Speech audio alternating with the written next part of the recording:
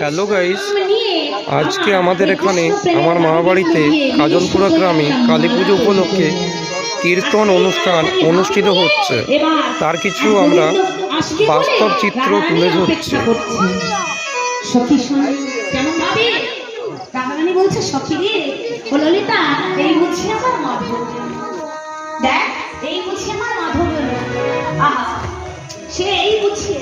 এই হচ্ছে কিছু মুহূর্ত,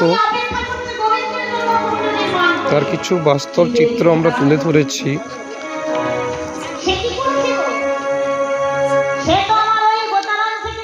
এখন অনেক রাত হয়ে গেছে বন্ধুরা, আস্তে আস্তে সবাই বাড়ির উদ্দেশ্যে রওনা দিচ্ছে।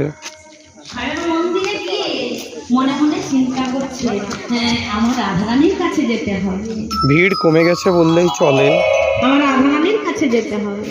তাই করছে কি, আজকে রাধারানীর কাছে যাবে বলে তৈরি হয়েছে। কে? গোবিন্দ। হঠাৎ পেছন থেকে কে যেন বলে উঠছে, বাবা এত রাত্রে কোথায় যাচ্ছিস? গোবিন্দ দেখলো, হাই হাই, কে ডাকে? কে ডাকে? বলি এত রাত্রে কোথায় যাচ্ছিস? দেখে দাদা বলাই ডাকে। দাদা এখনো জেগে আছে, ঘুমায়নি, তাহলে এখন যাবো কি করে? কিন্তু যেতে তো হবে, কথা দিয়েছি। রাধারানী আমার জন্য অপেক্ষা করবে, না গেলে তো সে আমায় ভুল বুঝবে, আমি তো অপরাধী হবো। তাই বললেন কি, গলায় দাদা চোখে নিদ্রা আনার জন্য মা যোগ নিদ্রা মাকে আহ্বান করে। মা যোগ নিদ্রা মাকে আহ্বান দিচ্ছেন। মায়ের একটু আরাধনা করবো। মা সবাই মিলে মাকে ডাকছে, সবাই মিলে মাকে একটু আহ্বান করবো। কেমন? যোগ নিদ্রা বলে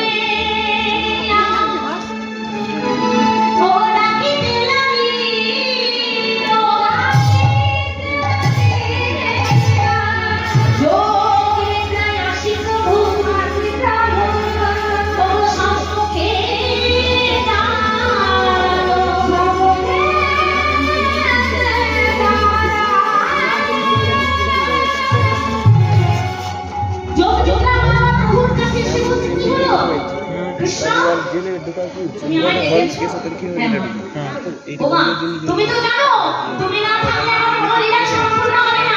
কৃপা করে আজ গলায় দাদার চোখে মায়া নিদ্রা সৃষ্টি করো, কারণ গলায় দাদা না ঘুমালে আমি যেমন আপনাদের কথা রাখতে পারবো না।